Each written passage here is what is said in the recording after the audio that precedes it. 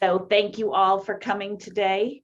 I'm going to introduce Shauna to get started, and she'll introduce our speaker. Shauna, you can start by just again sharing. Oh, wait a minute, I'm looking at everybody. I think everyone knows each other. But you know what? It's okay. Every 2 months we can have a reminder, right? So Shauna, take it away. I'm happy to introduce Nikki. She has a lot of good stuff on her resume. She went to SMU Law School and then was a CPA at KPMG before she went to became a lawyer. She worked 5 years at a probate litigation firm. I think we all know which one that was. And then she co-founded in 2013 Wolf Law with her husband, Jeff. I'm not sure why they didn't call it Wolf and Wolf, but okay, I'll take this shorter version. And she does probate, trust, and guardianship litigation and contested matters. And I have referred some contested stuff over to Nikki. And she also serves as administrator in decedents' estates and a guardian in some cases of wards that need guardianships. And gets appointed by the court, which means the court thinks highly of her to give her those appointments. So I'm excited to hear her talk about, I'm not actually sure what her topic is today, but I'm excited to hear it anyway. Thank you, Shauna. Thank you.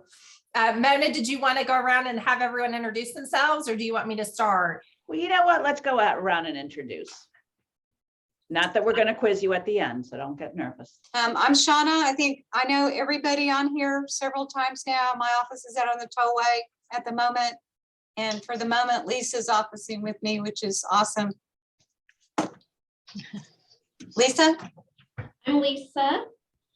I'm officing with Shauna until our lease is up. And I know everybody on the call, so it's good to see everybody. Wendy, you want to go next? Sure. I also office in the same building as Shauna and Lisa, but next door. And I also handle guardianship and probate, both contested and uncontested, and get appointed often as guardian of the estate or dependent or independent administrator of estates where there's some issues. Have handled a number of contested matters. Nikki and I have handled cases together. And that's my spiel. IJ, you want to go? Hi, IJ Korn. Nice to see everyone.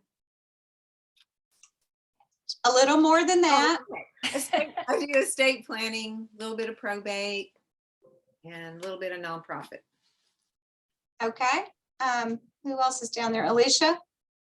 Hi, my name's Alicia Lively. I know most everybody here, and I do estate planning and probates mostly, and I do occasional charitable issues, and that pretty much sums it up. We've had many challenging times in the last few years, but it's been interesting. And Glennis? Glennis Redwine. I am in Southern Dallas County. My office is actually downtown in the uptown area, 2626 Cole Avenue. I do estate planning and probate, a lot of appointments, dependent administrator and ad litem, and all of the extra stuff that I used to do, I don't do anymore, so I won't even mention it. Is that everybody that's on here, right, Mona? No, except me, Wynthia. Haven't. Oh, sorry. I was looking on my screen. Go ahead, Wynthia. Yes. I've had the pleasure of working with Nikki also on some ad litem cases. I do probate. I'm appointed by the court often, and I also do estate planning. I do ILETs and wills, trusts, and things like that. Okay, and I think Mona wanted me to let you know that when Nikki is done, we're going to have just a brief conversation about the makeup of our group, perhaps changing the makeup slightly and the name slightly. So we'll make it a really quick discussion at the end after Nikki has talked. And I think Adrian just signed on, but are you there, Adrian? Yes, I'm here. Okay, give us a quick synopsis of where you are right now. Oh, Well, I went back to my own practice, which I've had for 8 years, and I tried a couple of partnerships just to see if it worked for me. And I've decided that having my own practice and being mistress of my own universe is best for me. So, Okay. Well, you thank missed you. the other introductions, but I think you know most of these people already anyway. So I we do. are going to let Nikki go ahead with her speech because I'm sure it's got good stuff in it, and I'm excited. Thanks, Shauna. Well, actually, what I wanted to talk about today are temporary guardianships. And I know that most of the people in this group don't handle guardianships. Maybe today that isn't the case, but how many of you handle guardianships and temporary guardianships in your practice regularly? Okay, Wynthia, Wendy, Adrian, of course. Anyone else? Glennis, do you handle guardianships? Only as the item. Okay, so you're involved in them as well, just in a different role, maybe not representing the applicant. So being more of an estate planning group, generally this group, the reason I thought this topic might be relevant is I know as estate planners, you're always probably doing documents to try to help people avoid guardianship, which is the goal, because of course, guardianship is a last resort. But sometimes in emergency situations, even when those planning documents are in place, sometimes a temporary guardianship may be necessary. And they're, of course, become necessary when someone is in imminent danger. Their person is in imminent danger, or their property is in imminent danger of being dissipated. And so anyway, I think there's some relevance that this issue could come up even with estate planning attorneys who may have a client that finds himself in a precarious situation. And maybe we can discuss any of those instances you've had at some point in this meeting, and what you can do to deal with those clients that may need some help beyond their estate planning documents. So I recently, back in November, I spoke at the advanced guardianship course here in Dallas on this topic on temporary guardianships. And it was very, very technical. I had a PowerPoint and went through all of the details of how you file and procedural aspects and sort of from start to finish. But I don't want to do that today. I want to certainly keep things more high level and make this a discussion as well after I make a few points and go over some high level things. But I found this article that was put out by the National Center on Elder Abuse, and it's entitled Adult Guardianship and the COVID-19 Pandemic Lessons Learned. So one of the things this article says, and I'm just going to read a few excerpts of it from it to you. One of the biggest lessons learned during the pandemic was about social isolation. The pandemic taught us that connections to family, friends, and the community are essential to the health and well-being, Research shows potential serious mental health and physical health consequences of loneliness and social isolation. The takeaway for guardianship is the need for a heightened priority on social connections. Maintaining and building social networks may directly affect financial, residential, and other personal decisions.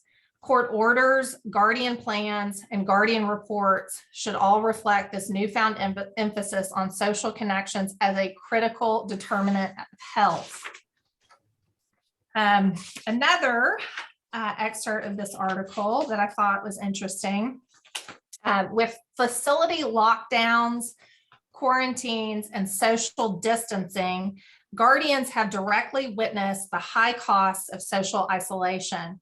Guardians have seen adults that they were named to protect separated from family and friends by nursing home and assisted living walls, stay-at-home orders, and closures of common community meeting places.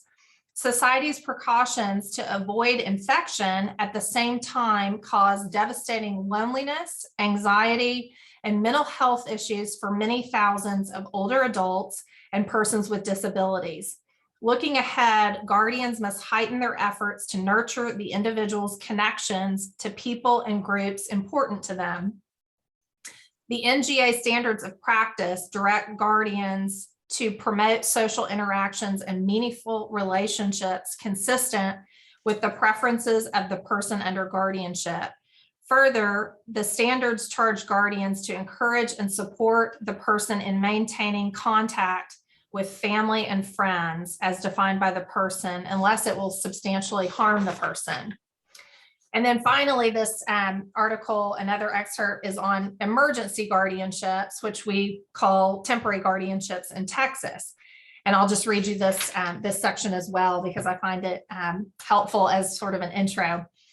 Emergency guardianships are intended for situations in which there would be irreparable harm to a person's health or estate if a guardian is not appointed immediately. Generally, courts hold hearings within a few days of the filing of the emergency petition, and many of the mandated due process procedures are waived due to the need for urgent action. State laws typically provide that emergency appointments are for a limited number of days with limited extensions. If there is a need for the guardianship to continue, courts must ensure that individuals receive the full due process protections articulated in the statute and a full hearing. So that would be in a permanent situation. While data are lacking, anecdotal evidence suggests that courts saw an uptick in emergency guardianship petitions during the COVID-19 pandemic. This could have been because many courts were only hearing cases involving emergency petitions. So a petition could be framed as being an emergency to receive action. And because COVID-related health crises required immediate decisions about treatment and placement. The pandemic's focus on emergency guardianship provides an opportunity to address the threat that emergency guardianship petitions and appointments can pose. Due process protections such as notice to the subject of the petition and family members and the ability to be represented by an attorney are vital because guardianship removes such basic human rights. A temporary emergency appointment can result in the imposition or withdrawal of life-sustaining treatment and placement in a nursing home or other institutional setting. The person subject to the petition might not actually be incapacitated, and the person appointed to serve as temporary guardian might not be the best choice. The emergency guardianship process is often triggered by situations that aren't true emergencies, such as delinquent nursing home bills. Experience has shown that once an emergency petition is granted, a more permanent order is more likely to follow. So to wrap this up, the point is now is a good time to take steps involving education, legal and judicial practice, and legislation if necessary to ensure that temporary guardianships are only granted in true emergencies, that their duration is brief, and that the guardian's powers are tailored to the specific emergency, and that due process is granted as quickly as possible after the order. So I found that article interesting just because it highlights that temporary guardianships have been on the rise during the pandemic. And I think, you know, there may not be statistical evidence on that I can share with you today, but I think that is the case. I have seen in my practice many more temporary guardianships filed and involvement in many more of those than I would say I average on any given year. So temporary guardianships, of course, are an emergency remedy that should only be pursued when absolutely necessary to protect a person from imminent harm or protect their property from imminent harm or danger of dissipation. And so the situations where I see temporary guardianships become necessary Of course, there are two types. There's temporary guardianship of the person, and there's temporary guardianship of the estate. And, you know, the temporary guardianship of the person, generally the situations that I've seen in my practice where that becomes a necessary issue or a necessary, you know, next step to protect someone, even if they have a medical power of attorney in place, it's generally when someone is living in a dangerous condition or they're refusing care. Maybe someone is living in their home and they are a fall risk and they've fallen numerous times, and there's an ongoing concern about that, but they are refusing to allow someone in their home to provide the level of care that they might need. Those are the situations where I see, you know, a medical power of attorney isn't going to protect that person if that is in place.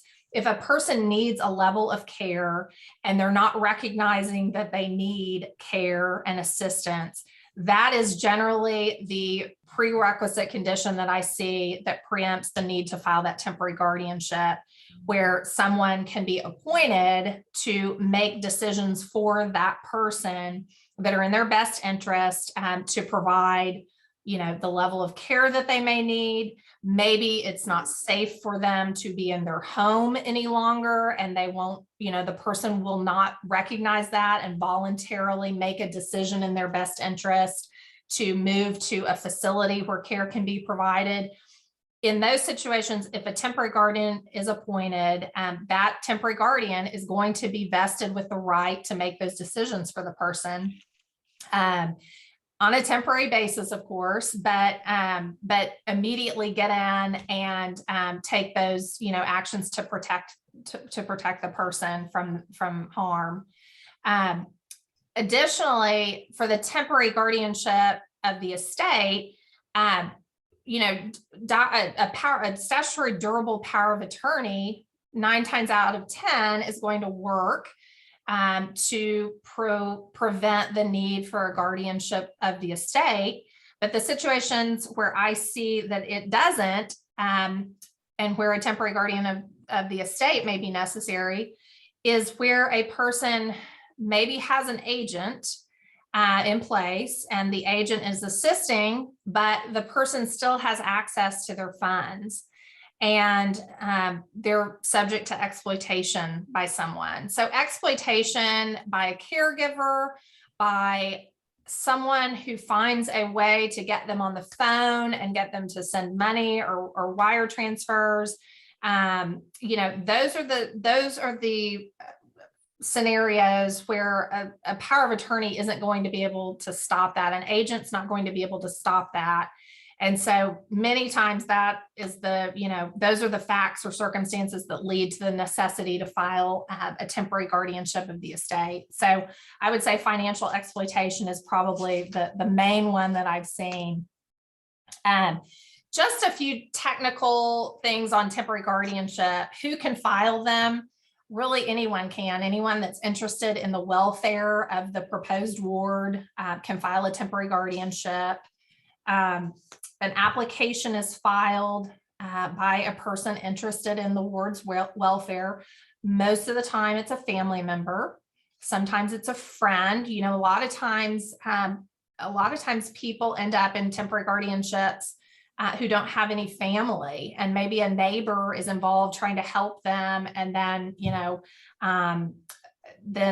has to take some action and bring it before the court to get this person some protection. And so an applicant files the application. There's of course certain things that have to be in it. It has to be sworn. It needs to be very detailed to show imminent danger, imminent harm. The proposed ward is served with citation on that application, and the proposed ward gets an attorney ad litem appointed to represent them in the temporary guardianship proceeding, which is what Glennis said. She serves as an ad litem. I'm sure any of the rest of us that handle guardianships representing the applicant also serve as ad litems for the ward. And that ad litem represents the ward's interests and advocates for what the ward wants if the ward is able to effectively communicate with the attorney. And then the interesting thing about temporary guardianships as opposed to permanent guardianships, no one has to be notified of it except the proposed ward. The proposed ward is the only person that has to be served with citation, and the notice requirements that have to be given to spouses, siblings, children, and other family that is required in a permanent guardianship isn't required in a temporary guardianship. And the temporary guardianship moves incredibly quickly. So that's another reason that, well, these types of matters, temporary guardianship matters, take precedence over everything else in the court, except other temporary guardianship matters that were filed before. So a hearing has to happen within 10 days. And the proposed ward has the right to be present. And if I'm an ad litem, I generally always want, the proposed ward to be present. I think a person needs to be able to be in court or be on Zoom in court and communicate with the judge. And so the ward can attend the hearing. And then the judge makes a decision. And one other interesting thing in a temporary guardianship context, in a permanent guardianship, you have to have what's called a certificate of medical examination on file. And that certificate of medical examination, we call it the CME, has to be filled out and signed off on by an attorney, by a physician licensed in Texas. And so that physician must opine on whether the proposed ward has capacity, has partial capacity, or is incapacitated, and has to opine on the various sort of a check the box form on whether or not a proposed ward can do certain things or not do certain things that are relevant to a court's determination of capacity or incapacity. So in a temporary guardianship, that's not required. All that's required is proving to the court that there's substantial evidence that the person may be an incapacitated person, and that there's imminent harm to the person if a temporary guardian of the person is not appointed, and or there is imminent harm to the person's property if a temporary guardian of the estate is not immediately appointed. And so unlike a permanent, there's no finding of incapacity. So a person's rights are not actually terminated in a permanent fashion in a temporary guardianship. They're sort of suspended. And the order appointing the temporary guardian has to delineate exactly what the temporary guardian can do on behalf of the proposed ward. And if it's not in that order, then the temporary guardian cannot do it. So the order has to be very specific and very limited as to what protections, what needs to be vested with the temporary guardian to protect the proposed ward, and what the ward can continue to do him or herself. So temporary guardianship is a very quick way to get before the court. Again, the hearing happens within 10 days of filing the application. And once a temporary guardian is appointed, then, hopefully some of the issues, if not all of the issues that brought the need for the filing can be dealt with, including, for example, I said, many times a temporary guardianship of the person becomes necessary when somebody is living in a dangerous condition in their home and they don't realize they're just not aware, or they are, not taking the level of care that they need, or they're not cognizant that they need care that they may need. So a temporary guardian, if the order provides for that, will be able to then make some decisions whether or not the ward needs in-home care, the proposed ward needs to move to a facility where care can be provided. And so those decisions can then be made by the temporary guardian of the person if the order provides. Temporary guardian of the estate, the same thing. If a temporary guardian of the estate is appointed, then that person is going to be able to generally take possession of the proposed ward's assets and deal with their property and do all of the things basically an agent could do, but without the proposed ward having access to the property anymore. So the temporary guardianship of the estate is, of course, going to deal with the ward's access to his or her property. And therefore, if exploitation is happening, it's going to stop because the ward no longer has access to their property once the temporary guardian of the estate is appointed. So I just wanted to kind of bring this back to maybe an example of a situation I was involved in actually during the pandemic. There was a gentleman in his 80s. His wife had passed away maybe a year before the pandemic, and he was still living in their marital home. And I was appointed by the court to serve as his attorney ad litem and represent him in the guardianship matter. His daughter filed an application for appointment of temporary guardian of the person and estate. He was living again in the marital home and very lonely. I mean, for 80 years old, he was in his mid to late 80s actually, and he was in very good health physically, would go to church, would go out and run his errands. He didn't need a level of care. He wasn't a danger, but he was so lonely. And, even his daughter hadn't really been going over to see her dad. When I asked her in court, do you see your dad? I mean, how often do you talk to him? Do you go visit? Is he seeing other people? The answer was no, because of social distancing. And so this was more in the heart, 2020, spring of 2020. And so in the heart of the pandemic, the initial lockdown. And so he became, I think, very lonely. And during that time when he couldn't go out and run errands and go to church, he had actually been in a relationship with a lady that he met through church, and that kind of fizzled. And so he, not being able to get out and do the things he normally did, he became very subject to scammers and exploitation. And it was so, so sad.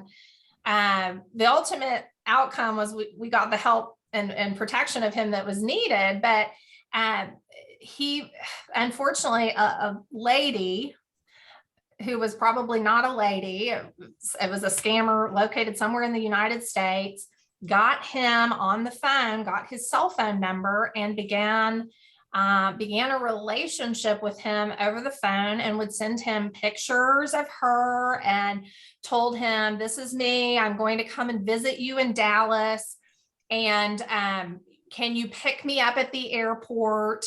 And he actually went to Love Field to pick her up.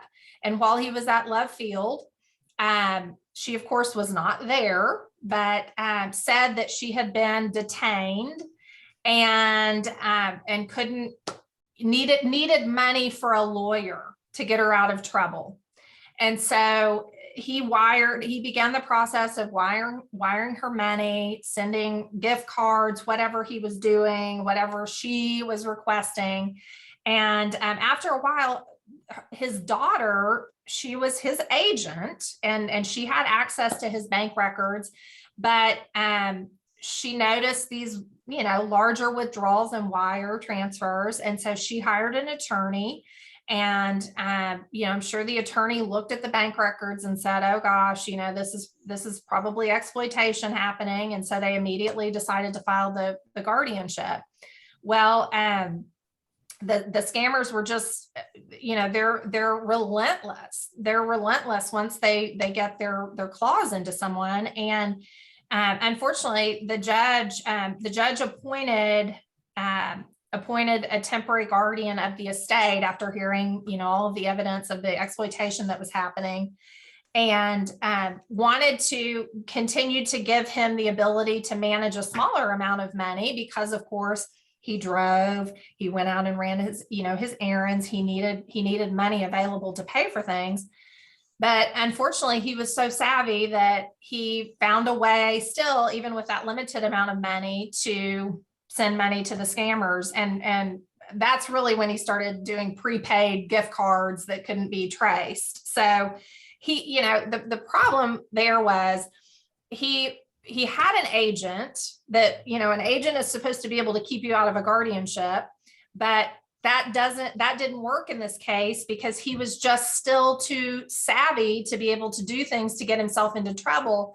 But no matter how much you tried to talk to him and say, this person doesn't exist, this is not the woman, this is not who you think it is, these people are taking advantage of you, he couldn't mentally get that because of his condition, and which was a form of dementia. And so it was very, very sad, to watch and to see the social isolation and loneliness of the pandemic that actually led to his issues and, led to the necessity for this temporary guardianship. And ultimately the temporary guardianship was converted to a permanent guardianship, and he's doing great now. No more issues with the scammers, but that's the kind of situation that I regularly see. Yes, Shauna. Nikki, was the daughter appointed the guardian or someone else? Well, she was not appointed the guardian. Let's see, in that case, I may be confusing that one. She was appointed temporary guardian of the person. I don't recall, Shauna. I don't recall if she was or not. I may be confusing that one with another one where the daughter didn't get appointed because she had some conflicts. I think in that case she did get appointed. Yes, she did. So his daughter now, she was his agent, which I think carried some weight with the court, and the court, there was no impropriety or anything with her serving as agent. So ultimately, yes, she did become the temporary guardian of the estate, and then the permanent guardian of the estate. So he's doing great now, but that's the rewarding side of this type of practice too, that you get to be involved in a case where you're really helping put a stop to something bad going on, right? And so anyway, the situation, with him, he's still able to live in his home and there's no issue there, but it was really the exploitation that led to the need. So my point with that story is just to show, to all of you that do powers of attorney estate planning, they don't always work, in situations just like I've just discussed. So, maybe a trust would have been better and been a better way to avoid guardianship here, but unfortunately powers of attorney just don't always work to do it. So I guess, what I'd like to open it up for a little bit of discussion between everyone. Have any of you who do estate planning or draft these documents and you've prepared a power of attorney for a client, have you ever had situations where you've had to deal with a guardianship because you're concerned about that person? Has anybody had to do that? Before that question's answered, I would just add another twist to it. My experience, going back to your social, and the lack of socialization by some, usually the older adults, they become much more easy prey for exploitation, to the point where a family member, friend, or even a stranger could take them to an attorney's office, ask them to prepare the powers of attorney, and appoint them as the agent, giving them immediate control over their assets. And in that case, as a estate planner, there's some inquiry that you need to make as to what the basis is for this person being appointed as the agent. And in that case, it would also lead to guardianship because the power of attorney was, misusing, breach of fiduciary duty and all that. Right. Well, actually, I mean, a lot of you may get calls, as estate planning attorneys, and on occasion I get them too, even though I don't prepare any type of documents or do any estate planning. But a daughter will call and say, well, my mom needs a power of attorney. And I say, well, your mom really needs to be the one calling the attorney. I can't really refer you to anyone else because any attorney I would give, any name I would give you is going to tell you the same thing, that your mother has to be the one to reach out and say, I want to do this document and I want to appoint so-and-so as my agent. So it does amaze me that goes on in the world, but it does. And there are attorneys that will do it at the direction of the daughter. I think So- anyone would, though. I think we have a good group here. and Yeah, everybody- not on this group. So we don't need to Not on talk about the ethics of that, right? I know. I do have a comment about the power of attorney thing because I just settled a guardianship this week that was a temporary, and there was I call it a catfishing scheme, what you described happening to your ward there. And one of the things that estate planners should also be aware of is for agents too. It's a risk to them if the principal is engaging in a catfish scheme. One case I had, the agent was the adult daughter serving on the power of attorney, and the principal was engaging in financial transactions that were being flagged by the financial institution for fraud and for criminal activity, including here, accept this check and cash it in your account and then, forward it to my friends through Venmo or Zelle or whatever. So you run into issues there where, could be that a guardianship is necessary because it's not only the principal at risk, but the agent is at risk as well. If they're on the account, they're serving in a fiduciary capacity, and all of a sudden, these transactions are being flagged for being criminal possibly and definitely fraudulent. So there's risk there to the agents trying to continue in this power of attorney relationship that might be more appropriate for guardianship.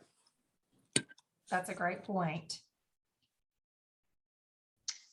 I'll make a point. Yes. Wendy, Mhm. are you listening? Yes. Sometimes there are these things called less restrictive alternatives. And if you take one of those, you should be very careful about it because it can turn into a big mess when you're trying to be helpful under a less restrictive alternative. And sometimes, another point, the family member that files is a family member that hasn't been around for several years, but suddenly pops up when she finds out that her aunt has a significant amount of money and she's old and probably will die soon. A person who hasn't been involved in helping, like the daughter that Nikki had, a good daughter, the family member is not always, it's asking for the temporary guardianship is not always the good person in this scenario. That's my point. Yes. And I've seen that many times too, but hopefully the court can vet that. The other aspect on all this is the temporary restraining order issue.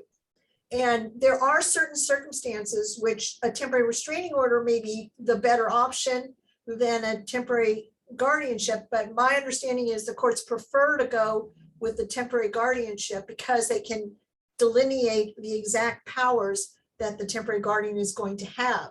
But TRO is another option. Yes, it is. It's definitely in the code. I would say most of the time though, I don't pursue that if I'm representing an applicant, unless there's something personal between the parties that needs to be addressed. Maybe there's a case I'm involved in now involving a temporary where the stepmother and the daughter have had issues with disparagement, and it causes stress to the proposed ward. And so there was a TRO, kind of a mutual TRO between them that the court entered. But really a temporary guardianship, of the estate is going to cure issues that might be going on with the property, because somebody, you know, that's under a bond as temporary guardian is going to have possession of everything and nobody else will. So I just generally don't see those a lot, but they are an option, and they might fit in certain circumstances. Absolutely. I agree. I have a situation where I've got siblings that are one bad player, and the bad player has gotten mom to wire funds from a foreign bank to a joint account that she opened up. Even though there, was powers of attorney giving the other siblings the authority to act as her agent, this sister took it upon herself. And because it had to do with a foreign country, we ended up having to get a temporary restraining order against her from utilizing or accessing any of the financial accounts. But it is a very narrow use that the courts, at least the probate courts that I've seen, will grant it on. Does anybody else have? Yes. Hi, Nikki. Thank you so much. Yes, of course. I have a few clients that come to me with this question. They have a sibling that's under mental health care and so on and so forth, and then suddenly disappear.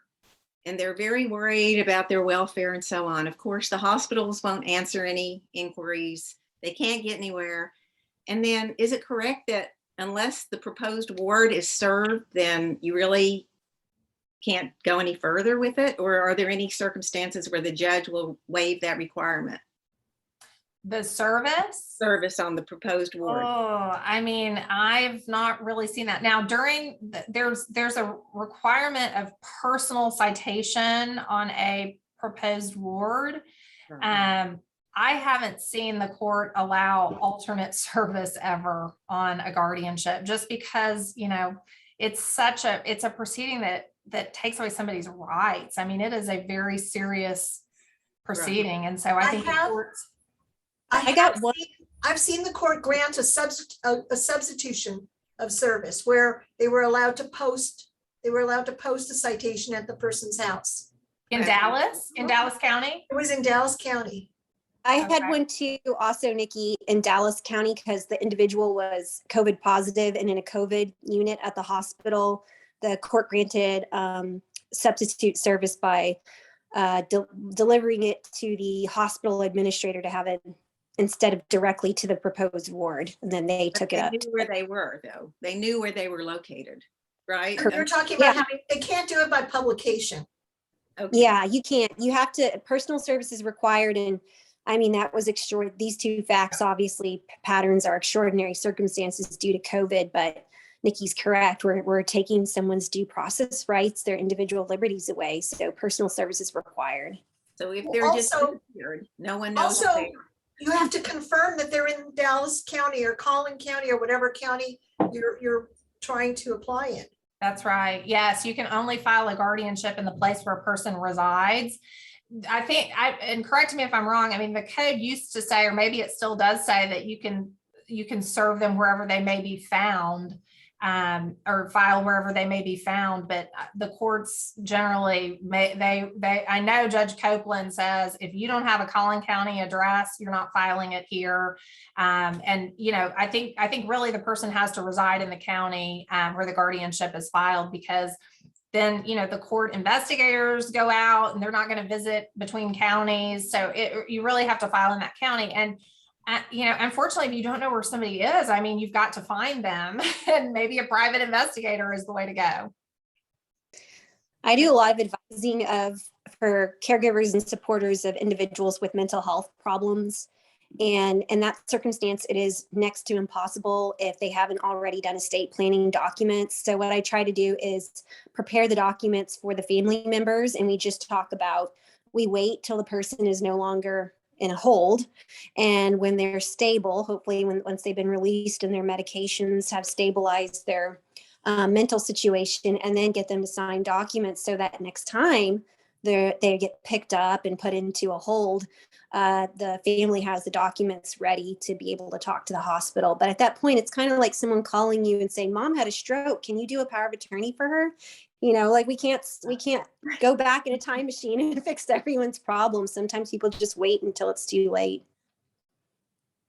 Thank you. One I of the other had somebody points, call me yesterday and said, my mom has dementia, but I need you to redo her documents. Oh, two Lisa. strikes on that one. Daughter calls or child calls and the dementia. And I'm like, yeah. And he's like, well, she just moved from New York. We just need to update them to Texas. And I was like, dementia? No. No, I'm okay if a longtime client calls and says, my mom needs help, as long as I meet with the mom, Yeah. I'm okay with that. But That's, like I this think that's guy- different. Yeah. This guy, whose longtime client called and said, emailed me and said, I need you to update my mom's documents. And I said, okay, I'm gonna need to meet with her. When would that be possible? And he said, well, she has dementia, so I really need to be there. And I was like, okay, you're done. yeah. I had a situation where I was the applicant's attorney, but the attorney ad litem came to the conclusion that the person was possibly competent enough to do estate planning documents. And the only reason the applicant had filed was because of the bad doing of another individual, the first situation I told you about with the siblings were fighting. But in any event, the proposed ward, English was not her first language. So she hired a translator and an interpreter in order to read her all of the documents with no other family members around. Because basically what was happening was whoever was with her at the time bringing her to the appointment would be the influencer of how she would do her documents. And she must have 6 or 7 sets of documents, because every time one person would take her, she'd do it this way. Next month they would take her and she'd do it this way. So they did this sit down. Like I said, they had the interpreter, translator, and they had attorneys as the witnesses on all the documents. And guess what? A month later, one of the siblings got her to sign a revocation of all the documents. No, how I mean, sad. it's just as much as you try to do it the right way, it can all be undone by a bad player. Well, and to that point, what can you do as an estate planning attorney if you have concerns about your long-term client that something might be going on? So I can think of, 3 ways, and maybe we can have a discussion here too about other options. But of course, you can always, refer family to an attorney that can file a guardianship or a temporary guardianship if the circumstances warrant. You can do a report to the court investigator's office, or of course APS. There's a procedure under the estates code, just to highlight, it's section or chapter 1102. And basically it's an informal letter that you can write to the court investigators, and it, basically the court looks at it and determines whether a guardian ad litem should be appointed. And that guardian ad litem is basically an attorney practicing in Dallas County or whatever county the court's located in, who handles guardianships, who can then evaluate whether or not this person may need a temporary guardianship or a guardianship. And that guardian ad litem can become the applicant and be the person to file. So that's another way to get the issue before the court if you have concerns about a client. We also have something here in Dallas County called the Elder Financial Safety Center. Has everyone heard of that? Mm-hmm. And basically it's just a liaison between the senior source, the probate courts, and the district attorney to avoid the dangers of exploitation of elderly persons through prevention through the senior source, protection through the probate courts, and prosecution through the DA's office. And so I think there, you can always look that up online. There's a number at the senior source that can be called to get some guidance there too, that you could always give that number to somebody that may need to look into some things and figure out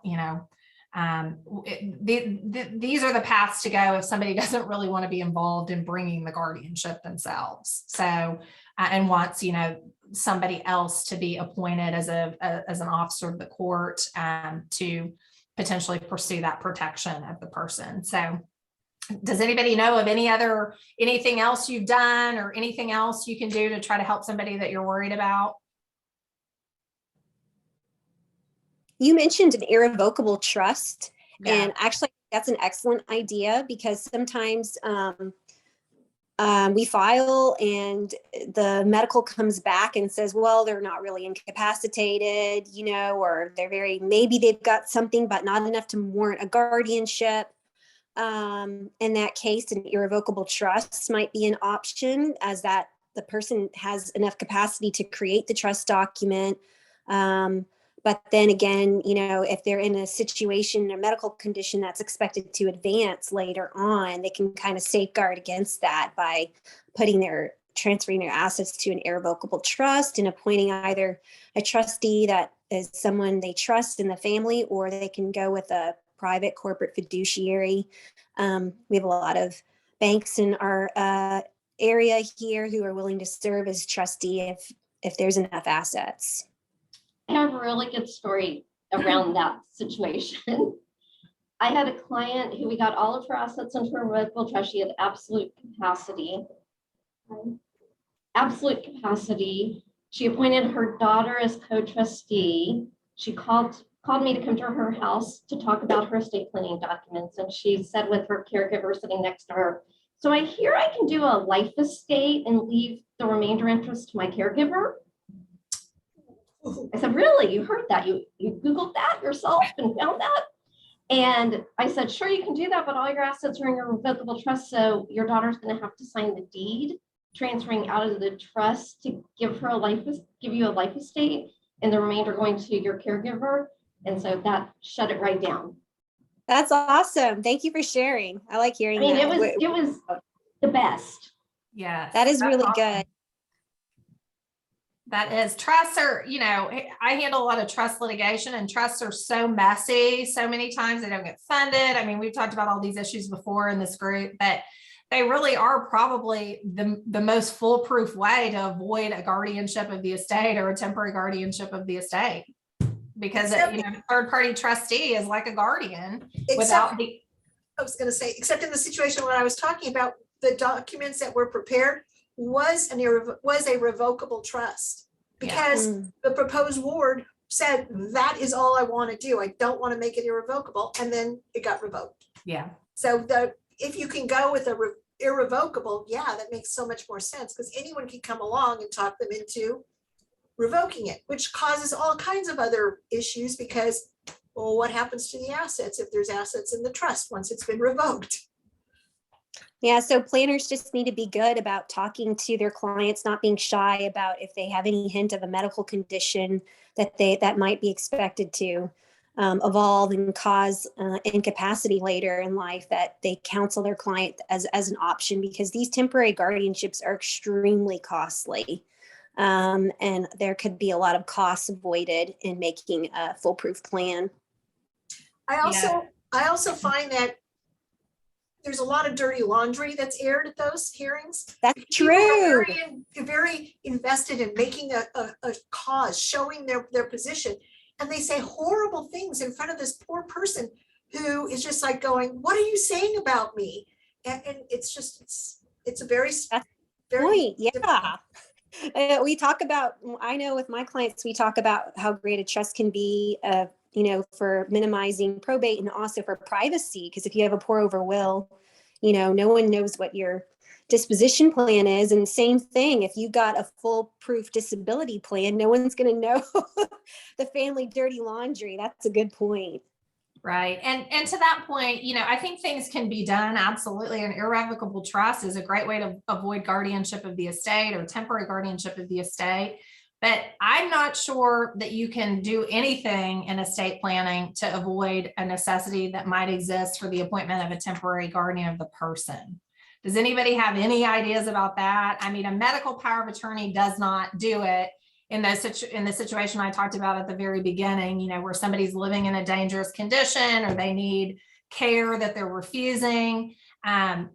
I don't know that there's any way to avoid that, but the good news is a temporary guardianship of the person is much, much less costly than a temporary guardianship of the estate. That's what you really want to avoid if you can, because it is a very, Adrian's right, it's a very expensive process, and it's usually a double process because most of the time a temporary guardianship of the estate becomes a permanent guardianship of the estate, and you're duplicating efforts. But you needed to get in there quickly to protect the person through the temporary. So. Thank Yeah, you, I don't- Nikki. That was excellent. And I want to save just a few minutes and throw back to Mona, who can say a few words about the foundation and what's going on over there. And then we have one little group issue to talk about. It won't take very long. So Mona. Well, thank you. And Nikki, really very well done. And so glad that so many of you were able to participate. So things at the foundation are busy as always. Interesting, the comments that you're sharing, I could substitute a different word instead of siblings arguing over, you know, their parents' well-being or their wishes for their parents' assets. We see this a lot in discussions with the donor advised fund when we have a successor committee of the children. Because if the parents have not put in stipulations, a lot of times the children actually, when they become advisors, if there's no parameters, they could empty out the fund tomorrow, granting out to one charity.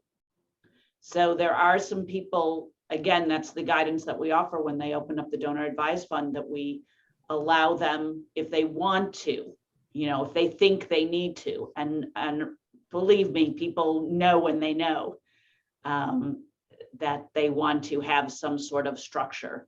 So we have all different types of different things that we can discuss with them. So it was interesting. Like I said, I could just substitute the words and find it relevant to me. So thank you. And Shauna, you have two exciting things. I know we're waiting on a speaker to be finalized, but you'll share about that. Judge Warren has accepted the speaking, but we're not sure yet if it's going to be in person or Zoom, and she hasn't told me the topic yet, but I think I'm about to find out from her those things. And as soon as I know, I'll tell Mona, and Mona can tell y'all. But when she's going to be speaking on, I think it's March 13th, Mona? March 31st? Yeah, I think we'll clarify, but I think if It's a date in March, and I'd like to ask all of you to, whether it is virtual or in person, to show up for Judge Warren for making time for this. It's actually Lisa talked to her first about it at a seminar, and she was interested in talking to a small group of women. So I think that's good. And that leads me into the second topic that Mona asked me to talk to you about. We think that we've talked about it a little bit, and maybe it's not necessary to say you have to be a solo practitioner to be in this group.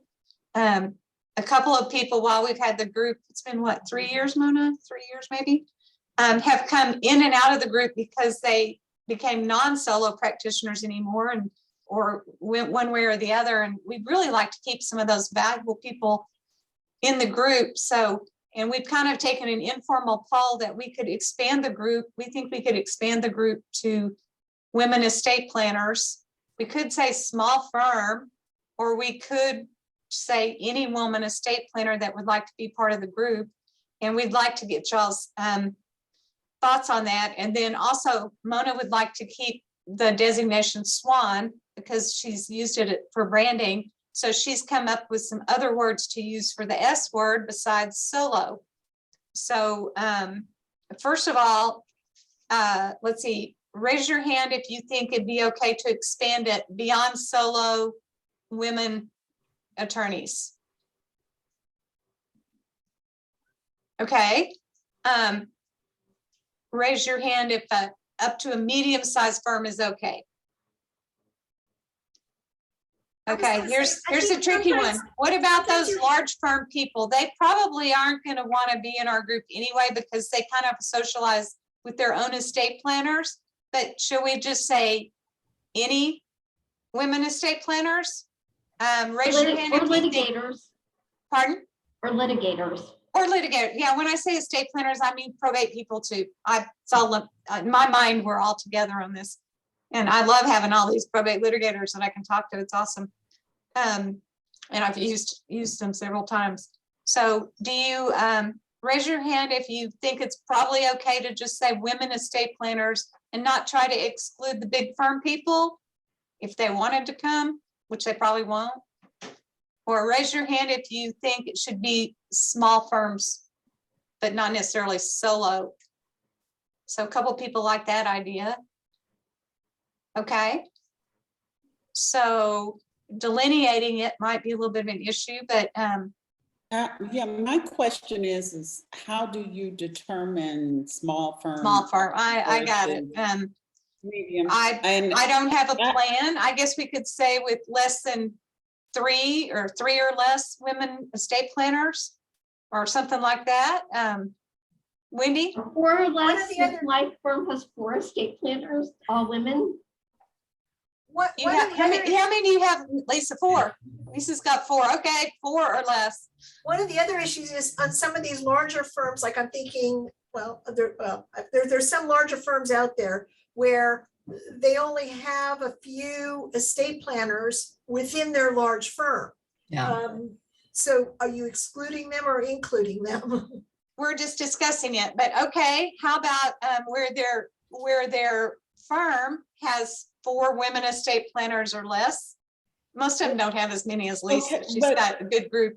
Or Shania- their department inside the big firm has 5 or 4 women estate planners and probate litigation attorneys. Shauna, because none of us are part of that right now. We don't have that as a concern. What is the concern of having people that are larger firms become a part of the group? I don't have a concern with it. I've been at larger firms and I think having a couple of them would be very useful to us to have a big firm resource in our little group.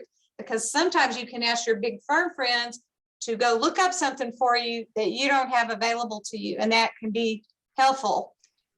Over the years, I've found that. So I don't actually object to it.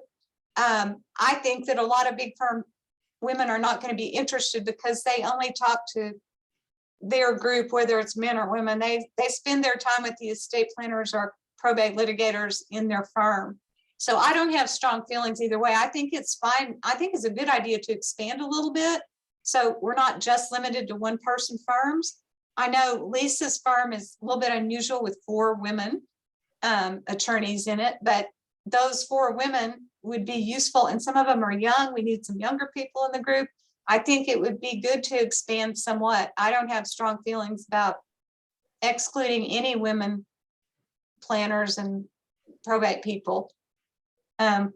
We could have Mona send out a vote if you want, or does anybody else have a comment right now they'd like to throw in? There's no wrong answer here. So if anybody wants to share your thoughts, now is a good time.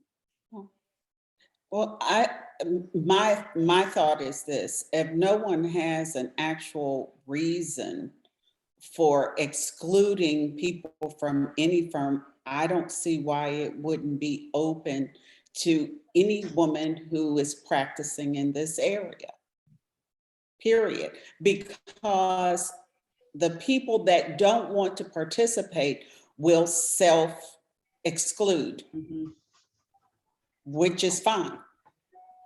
So you're good with somebody from Thompson and Knight being in our group if they wanted to be. If they were a woman and either a estate planner, a probate attorney, or both. Correct. Okay. How many of you feel the same way as Glennis? I do. Probably. It's not like Everyone would. okay, so at least half. Anybody else have a comment they'd like to make while we're talking about it? IJ? Have we turned anyone away who was interested because they were in a big firm like that? No, but we haven't invited them either. So But I we do have to want, kind of invite somebody to be in the group. I do have to tell you that when we first floated this idea, which was, it was actually 3 years ago this spring. I did mention it to some woman that I had already been working with, and explained to them, and they said, oh, when are you going to make it for big group? So I remember, but that was back in the early time. So I would be happy to reach out to them. And Is there see if they anybody really that will. feels strongly it should be like 4 or less? Because it's small firms helping other people in small firms. I have a question. I Alicia mean, likes it, okay? is Adrian? is the intention to keep the, sorry, are you there? Sorry, Yeah, a call can came hear in you. for a second. Is the intention to keep the group small? I mean, would limiting it to smaller to mid-sized firms keep, I like how small our group is, that we get to have a chance to talk and have a conversation. So if it gets opened up, would that make it too big and we wouldn't get to have the same kind of intimate conversations, or what's the goal? That's I think exactly my thought. That's what's floating in my head too. That is an issue because, let me use an example. The Dallas Estate Planning Council is huge. And there was Yeah. a smaller one called the Estate Planning Council of North Texas. It was a smaller group where you actually got to know people over time better. And if that was important to you, the smaller group was better. So I think there's some advantage to not making it a unlimited size. I'm not sure how we do that. Alicia? I agree too, because I'm afraid that if you have all the big firms, all of a sudden it's going to be just too big, and it's not going to be the same level of discussion just among each other. And I kind of like the smaller group, and it would be fine to be bigger. It's fine to add more, but I don't know that I'd want to be, I don't know that it would be the same, let's say if there's 100 members, and that I think that would make it different. Once you get to, I don't know what would be a critical mass or what would be a critical size, but Maybe it is 50. kind of nice No, that no, we can how all many people are talk. in the group now? So right now we have about 30 names, about 25 we see on a fairly regular basis. And So maybe it could be 50 as a limit or something. I like this. I don't want it to be unlimited, but I don't know how much interest we're going to get. But maybe if we just say we have 50 people and somebody has to drop out before somebody else can get in. I don't know how that would work. I would recommend giving the thoughts right now to do a soft rollout and just expand to the smaller firms. I actually did meet with somebody just last week that would like to be part of this. And I said, actually, we're talking about that. That's funny, you should bring it up. So I would say not go to the big firms right now, but to expand and go to the four or less, and see, be it 6 months. How many or we get? whatever. Yeah, we might not have anybody that wants to jump in. What is, Something- everybody raise your hand if you'd like Mona's idea of inviting people in 4 or less firms for now, maybe expanding more later. Yeah, I think Like that. that. So that's, Because I do agree that the ability to ask questions and speak with everyone is the benefit of this group. It's the reason why I participate, is because you're dealing with the same issues that I'm dealing with. I can relate. and I like it because I get to know everybody, and I've referred stuff to almost everybody on the screen who does something slightly different from me or in a different location from me. And I couldn't do that unless I know you. I need to know you before I can do stuff like that. I And wouldn't be sharing an office with Shauna without this group. yeah, I forgot. That's where I started hanging out with Lisa at the beginning. So that part's awesome. Okay, I think we've tentatively decided that we'll try a firm with 4 or less and not big firms just yet. If we don't get a big group, Glennis, then if we're still like at 30 people showing up, then we can decide later if we want to expand. Yeah, So because Mona, what are you going to believe that replace those- the S with? Pardon? Well, Not a 4-letter word. I'm also going to take this. I know some of you might have other commitments, so I want to wrap this up. I'm going to put this also in an email for the benefit of those not available. But right now we were looking at strong. I don't know if it was strong and spirited or just strong or strong, I spirited. think it was strong.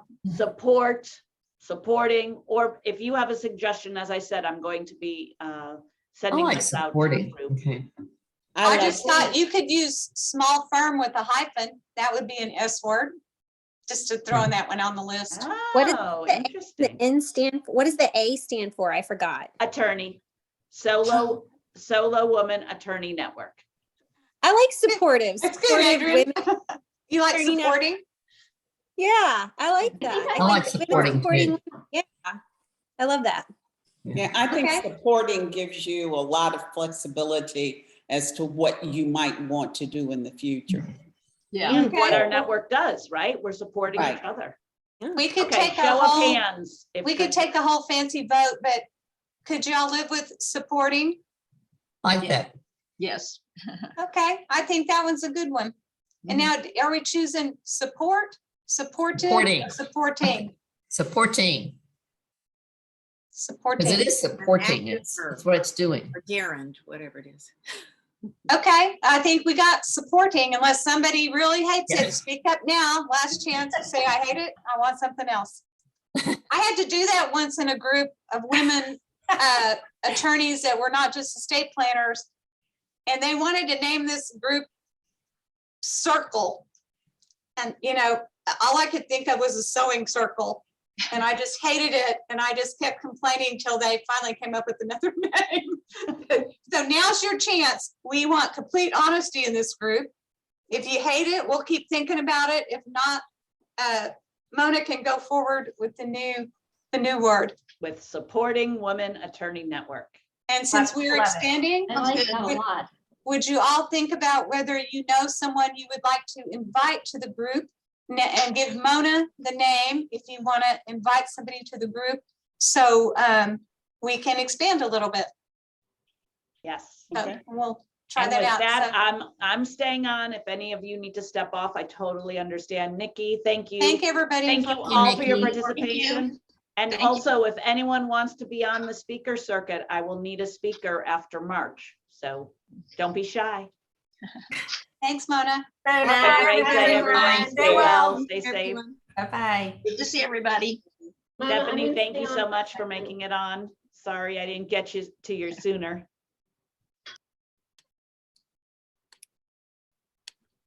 Good seeing you. Oh, look, and then there were two. Right, and I said, let's talk. So Exactly, so, Could you send me the list before we start inviting people? oh, for sure. Okay. There's might be some you might say, hey, they haven't communicated, we can take them off.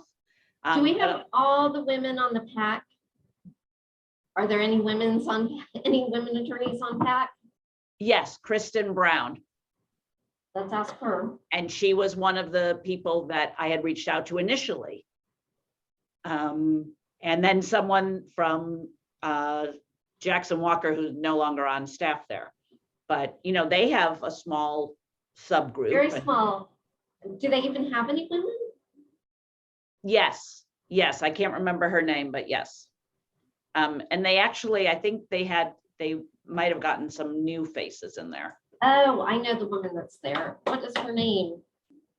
I I just worked with her. on And something. there was someone that's out on maternity leave or left. I can't remember. That's where my son works, by the way.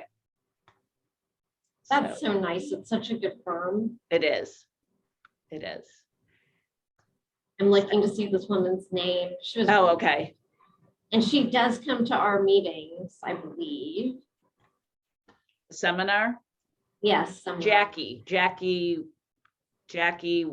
Yes, hold on, Jackie. I She gotta get married. to the year where we were working together on this thing. Am I missing? No, when I search Jackie. Jackie Wheeler. Wheeler. Yes, Jackie Davis Wheeler. That's it. I I like her a Davis. lot and she was great to work with.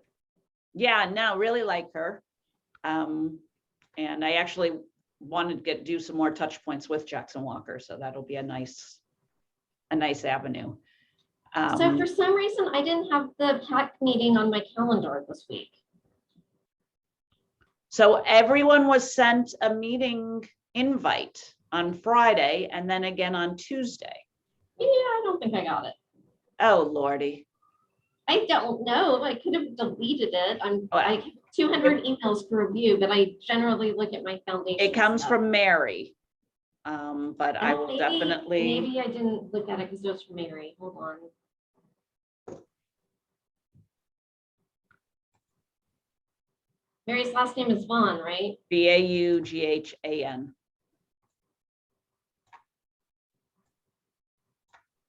No, oh, because I'm not looking in the right folder. Sorry. I'm like, no match is found. I know I will verify what went on. And I apologize. oh, I don't care. Well, I know you're busy, but there are certain things you need to And know. what's I will happening. say that I had 3 hours of foundation meetings on Monday and Oh my gosh. hold on, let me look at my calendar. Because I had 3 hours of meetings on Monday. Last night I had a meeting with the Foundation and Jewish Family Service for an hour and a half. And I have an executive meeting tonight. And I have a finance committee meeting for the Federation tomorrow. So that means every day but Tuesday, I had stuff. And so that's the day of that meeting. So I don't feel really bad about missing it. Well, yeah, and really, it was a great conversation that I'm still attempting to put down in writing because I've had a few cold calls that I've needed to respond to. One being one being someone he kept saying, yeah, I know you. And I'm thinking, I'm Googling his name. I don't know him. And then I realized he's older than dirt and he's been attending. Hey, Shauna, that's nice visiting. But he's been attending the seminar, so he knows the foundation. He doesn't know me. It But wasn't. He's Ken Horwitz, Oh, yeah. whose client is an executor of an estate that has a what is it, residuary Mhm. that needs to set up an endowment in somewhere around 9 million. So it was interesting. He was basically doing an inquiry, but then said, I really do want to work with you. So Yeah. I'm hoping. $9 million endowment. I would take it. Yeah. So I'm waiting on the response, but we got right on it. Shay did some research. A lot of names, Jewish Welfare Federation, like it was a lot of older names of agencies or doctors doing research. So we have to see where it can go to in 2022. And now there's a new donor call. Okay. Hi. I know, and I'll be off. But everything good in your world otherwise? Yep. How about with you in your world? Just nice and busy, trying to line up a seminar speaker. So also I have our male names, if you know any female names to add to the hopper, because I'm sending them out. Natalie Choate. She's been in that list for so long. CH, I have her. Do you remember it? CHOUP, And I think OUT?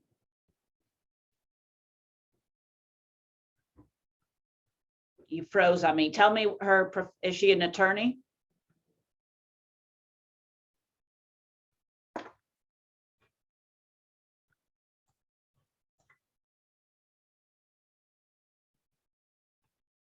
And you froze. You're still frozen.